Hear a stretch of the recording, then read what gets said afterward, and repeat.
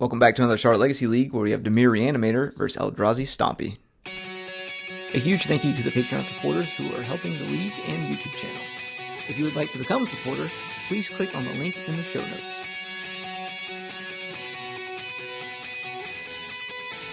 If you've been enjoying our content, please be sure to like, subscribe, and leave a comment below. We're in game number 1 and both of us have kept 6 and I was on the play.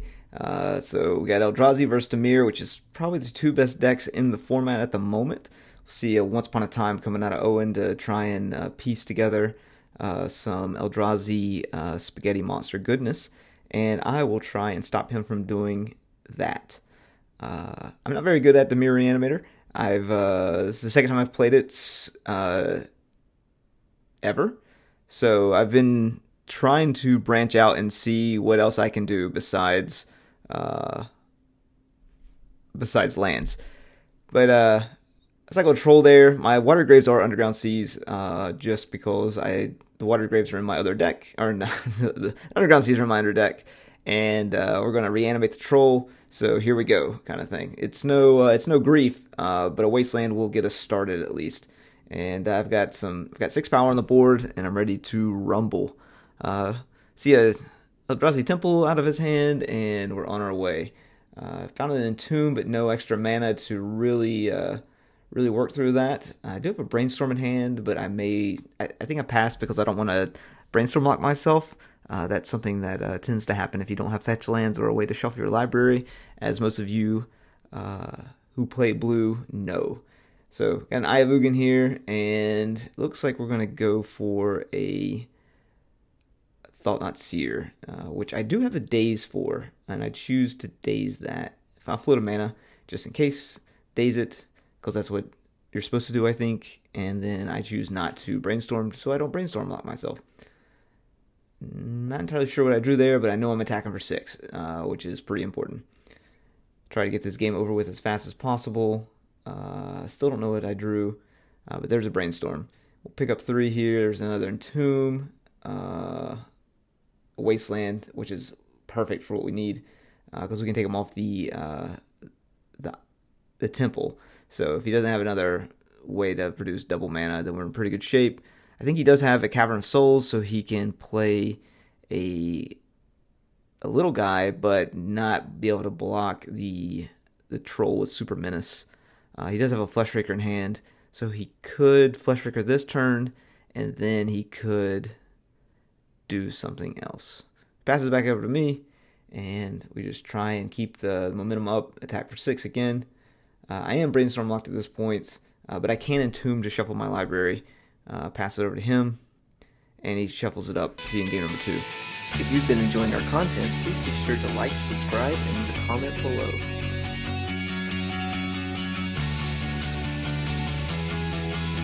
Game number 2, we both kept 7. Owen's on the play this time. He plays that Devourer card and gets a land off the top of it. Plays a Wasteland. So it makes it a little tougher for me because I have to get basics at this point if I want to keep playing the game. Pass over to him. I do have an Entomb in hand, but I don't have another mana source to reanimate or anything along those lines. So he's sitting there with 4 mana in sand and passes back over to me. So fetch a basic island like I said I would, and I Brainstorm at the end step, digging for another land, hoping to find something. I find nothing, so now I did exactly what I was terrified of doing. Well, not terrified of doing. And I did find another land, but what I didn't want to happen is exactly what's about to happen, is me getting wastelanded off of land and being stuck on 1 and trying to race big spaghetti monsters with a frog. So, Thought Not Seer. I can force it. I think I choose not to, which may have been a mistake in hindsight, because he does take my troll, and I do have a Harbinger of the Sea, but he takes my troll instead, which definitely takes me off of. Basically, he's wastelanding me twice because he's taking my troll, and then he's taking my. Then he's wastelanding me off my land. And if I had the mana to force it, which would have been the smart play, I think. No, I couldn't force it because he had Cavern of Souls, so it would have been a smart play for me. I am offering the at least trade on the Thought Knot, hoping I can dig myself back out of this, but it's not looking great. Got a Brainstorm coming along, and hopefully we can turn this around. Otherwise, we're going to be in some deep doo-doo. So lots of 2-mana spells, lots of black spells, no black mana to do anything with, and we are, as you say, on our own at this point. So hopefully we can turn something out of this, but it's not looking great from where I'm sitting. He does have a Fairy Macabre in hand as well, which I didn't know. That's a Blast Zone as well, which is not great for me and my little frog. It means I get one more turn to try and make something work, draw out of this. But I know that I'm locked, so it's not really going to be that great. I think I do pitch a couple cards to the graveyard just to try and pump the frog up a little bit, not thinking that he has another mana, maybe to Blast Zone me next turn. But get rid of all those entombs and basically all my black cards that I can't do shit with, and hope that I can draw out of this. But it's not looking great at the moment. Me not knowing that he has a Fairy Macabre in his hand as well is pretty tough, especially if I do draw a mana and I'm able to actually get back in this game. I did keep a Thoughtseize just in case, so I can go after him. He pumps up that Blast Zone and in for 4 again. Pops that Blast Zone, and I'm in a world of hurt at that point. He has a Chalice as well, so if he chaliced on 1 here, that'd really turn me off of everything as well. He does pass and lets me think that I'm going to have a chance to actually do something. Pitch another Thoughtseize, and we try and swing over, I think, again. So Animate Dead as well, I think, is what I pitch. Just trying to get as much damage in as possible. And he pops the Blast Zone. I remind him that Blast Zone costs 3. He taps his last mana, and then that is that. I was hoping that he wouldn't. But I don't think he has any 1 mana green spells that are going to make a difference here. Pass back over to him, and I think it's pretty much all downhill from here. He has another Thought-Knot Seer. So 4/4 is rough. Can't Force Will it either. So if I could have Force Willed it, I could at least have maybe drawn a black card and then reanimated it, but I don't have that option. He attacks for 8, and we're on to game number 3. We're in game number 3, both of us on 7, and I try to take back what was taken from me in the last game. Notice that he has 2 Chalice of the Voids and a Thought-Knot Seer. Realistically, I should have taken one of the Chalices. I was not considering him playing a Chalice on 1, then Chalice on 2, and I was hoping I could kind of draw out of it. That was a mistake, and now he gets to do his little Devour of Destiny thing. He gets to look at 4 cards, I think, put 1 on top, and then exile the rest, which is a pretty neat pre-game effect. We play Magic before it even starts now. Finds an Ancient Tomb and just goes to town on me with a Chalice on 1. We're in some trouble now. Yep, we're in lots of trouble. We have no plays, and next turn it's going to be Chalice on 2, and that's basically lights out for my deck. The only way I can get out of this particular spot is if I have 4 mana, essentially, or I think I need more than 4 mana.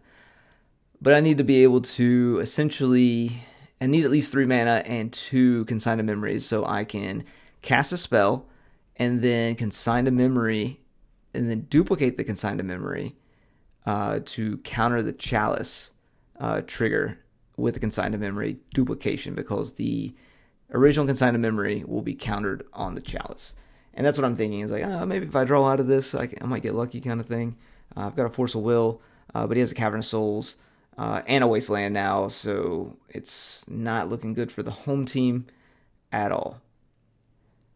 And I think he's 1 shy of being able to cast Devour here. No, he has Eye of Ugin, never mind. I'm not entirely sure what that card does, but apparently it's better than what's in my hand. And he says, hey, I've got a Cavern here, even though I try to enforce. He's a nice guy and lets me pull it back, even though it doesn't really matter. I don't think I get out of this, and I don't. Thanks for watching. See you next time. If you've been enjoying our content, please be sure to like, subscribe, and leave a comment below. If you've actually made it this far, welcome to the bonus round of Vintage after I got my head stomped in Legacy. So we see a turn one oof here with lots of artifact mana on my side of the board. I'm not actually playing Dimir Reanimator. I'm actually playing Luris Breach, and he is playing some shit with a Bizarre Baghdad and oofs like a maniac.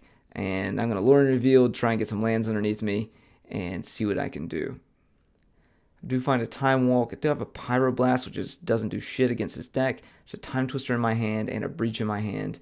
But I need some artifact mana, which I do not have at the moment. So take two from the old oof there. It's going to see a Wasteland hit my Volk. I've got another Lure Revealed in my hand. I'm going to go grab another Volcanic Island and keep on moving, hoping to actually be able to close this game out if I can find a way to get rid of that Collector Oof. Lots of artifact mana, no way to use it. We get bonked by the Deathrite Shaman. And he has Force Up with Misstep. So if I try and do anything, I'm going to get blown out here. It's always interesting to see the other side of the board when you're not used, when you're going back and watching it kind of thing. Thinking in my head, I'm like, all right, if I find 2 more mana, I can cast this Twister, or I need 1 more mana, I can cast this Bowmaster with backup.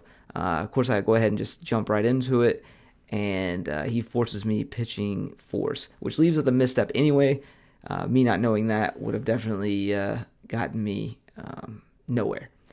And I think that's pretty much the game there. I find a Force Negation, of course, just a little too late, and he has enough mana. He can bonk me for 2, attack with the oof, and then pump the Root Walla. And he can't bonk me for 2 here because he doesn't have any black mana. Because he used that to... Why did he use the black mana to cast the Root Walla instead of... Oh, because I'm an idiot. But yeah, he can't use the Emeralds because he has Collector Oof out that's killing me. But anyway, here he can, I believe, do it. He attacks for... And then he pumps the Root Wall, I believe, which hits me for 2 more, puts me to 3. And if I can't find a way out of this game is over. I find a land, I can Twister, and that's about it. And even then, if I Twister, he can then just use the Deathrite Shaman during my upkeep. So I have to find a way out of this, which I don't think I do. And I'm going to scoop the game and go to the next one.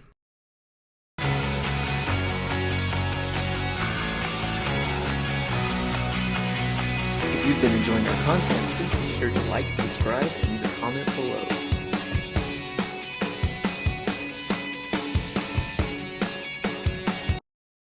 Welcome to game number 2 of the bonus round of Vintage. I'm on 7, Owen's on 6, and this is a little bit stronger of a hand for me. We forgot to reset our life totals here. He definitely didn't forget to put that game win in, though. And immediately comes out swinging with double Vengevine and a Bizarre. Luckily, no Hollow wants to follow that up to absolutely just dunk on me. So that's greatly appreciated. And what do I have? I have a Dress Down, which is nice, but doesn't do anything at the moment. I do have a Bowmaster that I get to put in play. So if he... uses that Bizarre, I at least get to kill some shit, which is always fun. And the Bowmaster has arrived, uncountered, and resets life total finally, because I'm lazy, or forgot, and here we go. Alright, he does find a Hollow one, which does put a lot of pressure on the battlefield, because he can, if he finds another way to do another creature. So he does not, which is lucky for me. Otherwise, I'd be in trouble, and I get to ping him twice after those cards are discarded, and he does get to play a Hollow one. So that Hollow one is bigger than what I have. I could Force a Will that Hollow one, and I believe, yep, I sure do. Pitch the Dress Down, which isn't very good here, and then we are on the battlefield with 4 damage, and I can buy the Luris if I so choose. Pick up a Lotus Petal there. I'm going to swing in for 4. And we are well on our way to a victory with that Bowmaster. Play my Frog and pass it back over. Still untap. Let's see if he's going to activate that. He does use his Master of Death to go down 1 point of damage. And he finds an Ancestral, which is a great card for him to find while I have a Bowmaster out, especially with that Bazaar as well. So, big fan of that. He does have his own Frog. Packs it up. We'll see in game number 3. Game number 3, Owen's on the play. He kept 7. I am on 6. Leads off with a tapped Wasteland to play his Mock Sapphire. Just kidding. He's going to play his Collector Oof. And I'm just going to play a land and pass it back. Finds me for 2 damage. And he has a Bazaar and a Wasteland. So, I wonder which one he wants to do. I do play basics in my deck, so Wasteland's not the end of the world. He decides to play a Deathrite Shaman. I do have the mental misstep for it. Not knowing that he has an Ancestral Recall in his hand, but then be the break sometimes. And he does play his Wasteland. I'm very clever and just keep my fetches out as opposed to actually fetching into his Wasteland. But we are eventually going to have to do that, especially if he decides to attack with that Oof. There's a Bazaar. I probably should have cast the Bowmasters there, which I don't know why I didn't. It was a big punt on my part. And then because I choose the Bowmaster here as opposed to on the Bazaar. So I could have easily killed the Bowmaster before that happened. I do have a Mox now. I get the Lorien revealed, go get an Underground, and don't really have too much else going on. Oh, I do have I have a Soul Guide Lantern, so I get to at least take out those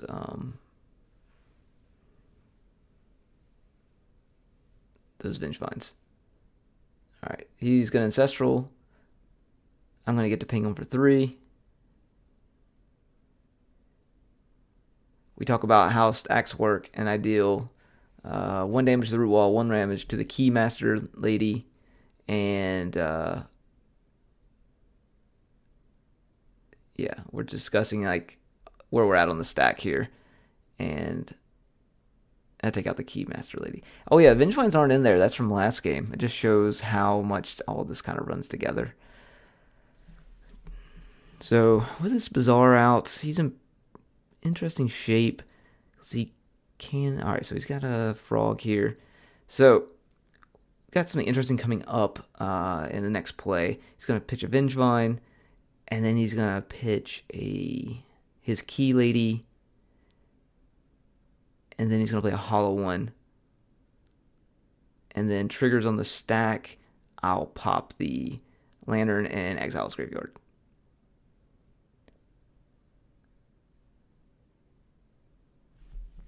But I still have to contend with all that. So right now, I'm in a pretty good spot, I think. And I fuck all that up by deciding to cast Time Twister. And every time I cast Time Twister, when I don't have a Hull Breacher out,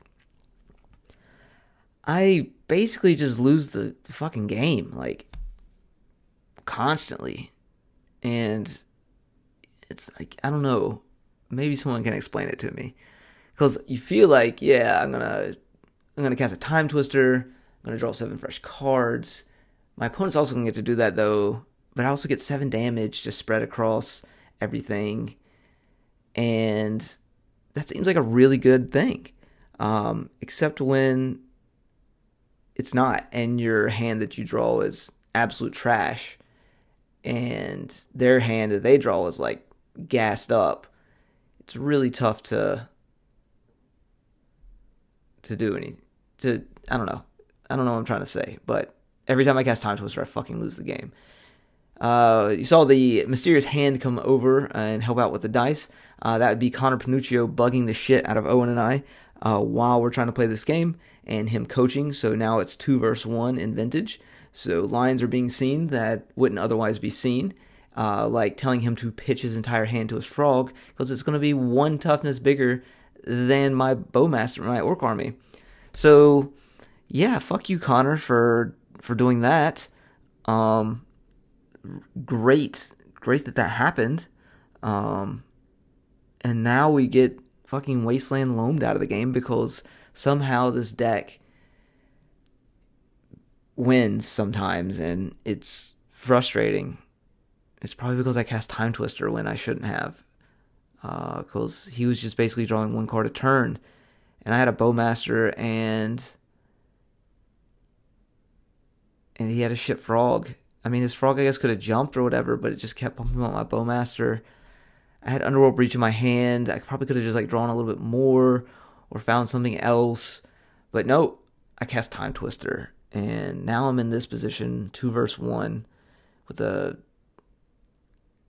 with not very many things going on. I do have a Long Goodbye, which is something that's not bad. He does have another loam though, so like we're eventually going to get Wasteland out of this game because he gets to keep dredging. The cool thing he does here is he just immediately exiles the Strip Mine, thank Christ, and he attacks. I have a Long Goodbye, and I tell the frog goodbye. So yeah, that's going on. Something we missed earlier in this game, I think, was when I fetched twice to cast the Bowmaster. I didn't take two life off of my my life total, so it'd actually be at 3 here. Well, now it'd be at 2, and that's a pretty big deal when you see what happens coming up, kind of thing. Because I have another fetch land, and I fetched down to 2, and so I technically be dead here. In hindsight, though, it would have been really good for me not to fetch and just go down to 1 instead, because I decided to play Breach, the namesake of the deck. And I'm always like 1 mana short on Breach, so I just fuck up Breach all the time. Like I do it on MTGO, I do it on here in person. I don't know if I have it in me for Breach math. Also, like mid-range, like we were just playing Dimir Reanimator, now we're playing Grixis Lurrus kind of thing. I forget that I have a Lurrus like the whole game, so I don't value Breach or do anything the right way. So that's something else that is something I got to work on, I think, especially for Eternal Weekend. But yeah, I'm like, oh yeah, I'm gonna do this, and then I let Connor talk me into fucking getting Lotus and sacrificing Lotus to Time Twister again, because I thought that would be a good idea. Where if I just would have gotten Lotus, let Breach go to the graveyard, kind of thing, I could have got Lurrus, played Lurrus, and then got Lotus back, and then the next turn value breached, and maybe tried to win that way. But instead, I reloaded my opponent's hand. I'm also dead, by the way, because I forgot the 2 life. But I reloaded my opponent's hand, and then attacked like a dummy, because he has an Abrupt Decay in his hand, which I knew about because I have the probe. So he's able to just kill my Orc army, Time Walk, and then kill me. So, good plays all around for me in this entire match, kind of thing. Really proud of how I did, and the foresight that I had playing in this match. So demeaning.